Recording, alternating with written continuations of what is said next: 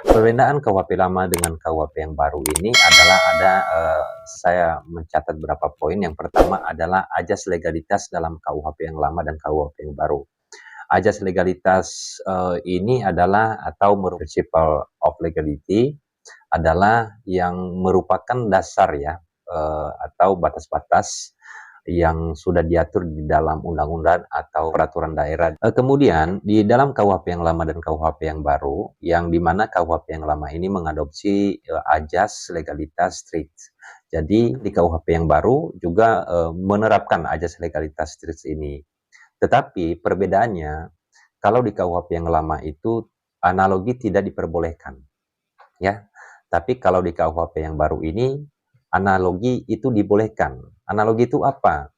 Penafsiran dengan cara menerapkan ketentuan pidana terhadap kejadian atau peristiwa yang tidak diatur atau tidak disebutkan secara eksplisit di dalam undang-undang atau peraturan daerah, teman-teman. Yaitu dengan cara menyamakan atau mengumpamakan peristiwa atau kejadian telah diatur di dalam undang-undang atau peraturan daerah. Nah, ini perbedaannya yang pertama, teman-teman.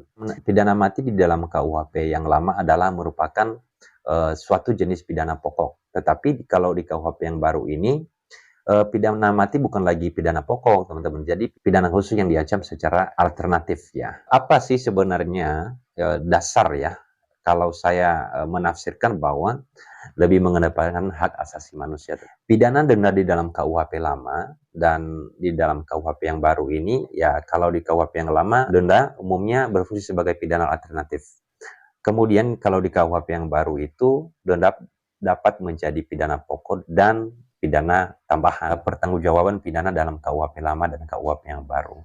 Jadi kalau di KUHP yang lama itu lebih fokus pada kesalahan individu, dolus atau kulfa, di mana dolus ini adalah dilihat kesengajaan seseorang tersebut, atau kulfa ini disebut sebagai adanya kelalaian, kealpaan ya, kealpaan seseorang. Jadi lebih fokus ke kesalahan seseorang, ke kesalahan individu.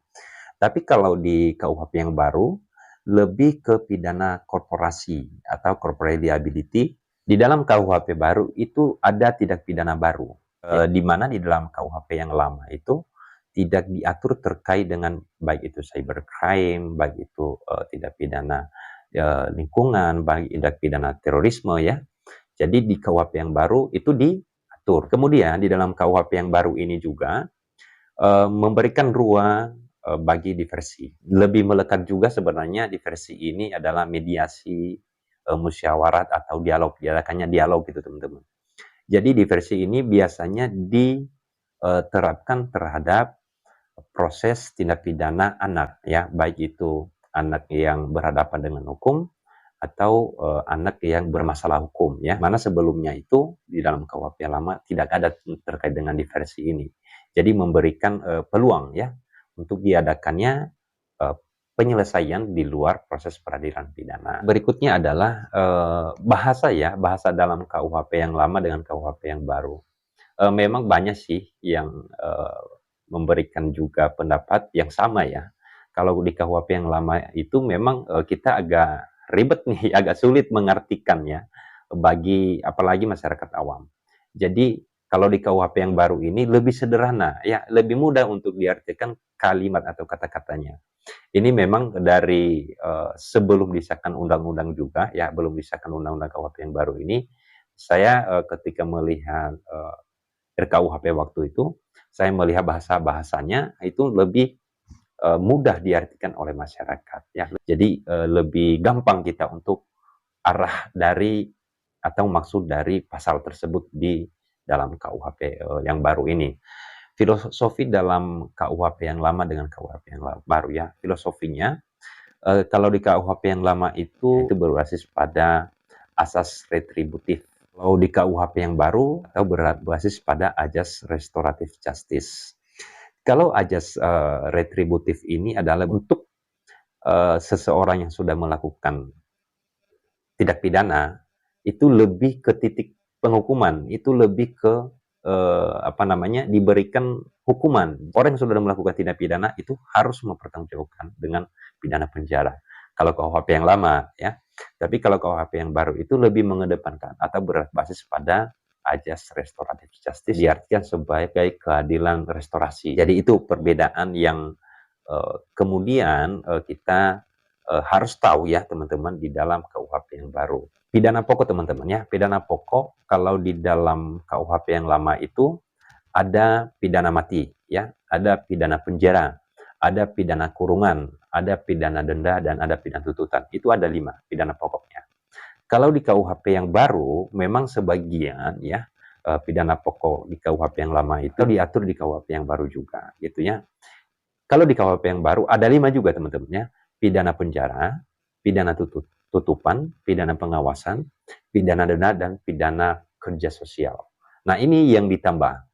Yang kemudian hilang ya, kalau di KUHP yang lama, pidana kurungan. Itu pidana kurungan nggak ada lagi. Ya, nggak diatur lagi terkait dengan pidana kurungan. Yang kedua, pidana tuntutan. Pidana tuntutan itu sudah nggak ada lagi. Ya, kemudian di KUHP yang baru itu ditambahkan, ya, ditambahkan yang pidana tutupan, pidana pengawasan, pidana kerja sosial. Kalau pidana denda kan sama-sama ada ya di KUHP yang lama, di KUHP yang baru juga. Nah, itu beberapa poin yang sudah saya catat ya terkait dengan perbedaan KUHP yang lama dengan KUHP yang baru. Jadi nantinya akan saya terus menyampaikan apalagi perbedaan-perbedaan di dalam KUHP yang lama dan KUHP yang baru ini. Sedikit saya tambahkan lagi perbedaan lain ya, perbedaan lain yang selain yang saya sebutkan tadi yang 9 poin ya, kurang lebih tadi yang saya sampaikan pada awal. Yang kemudian terkait dengan perbedaan berikutnya adalah KUHP yang lama dan KUHP yang baru. Kalau KUHP yang lama, sumber hukumnya itu adalah berasal dari Wetboek van Strafrecht for Netherlands, India. Jadi, kalau KUHP yang baru lebih berdasar pada Pancasila dan Undang-Undang Dasar 1945. KUHP yang baru ini memang KUHP yang kita tunggu-tunggu selama berapa puluh tahun. Dimana kalau kita lihat juga ya KUHP yang lama ini diberlakukan pada 1 Januari 1918. Nah, kalau KUHP yang baru ini nanti setelah disahkan dan diundangkan pada tahun 2023 teman-teman ya, itu Undang-Undang Nomor 1 tahun 2023, nanti mulai berlakunya itu adalah di tahun 2026. Nah, itu beberapa poin teman-teman, nanti berikutnya akan saya sampaikan, yang pastinya kita saling belajar terkait dengan KUHP yang baru ini. Terima kasih dan semoga bermanfaat.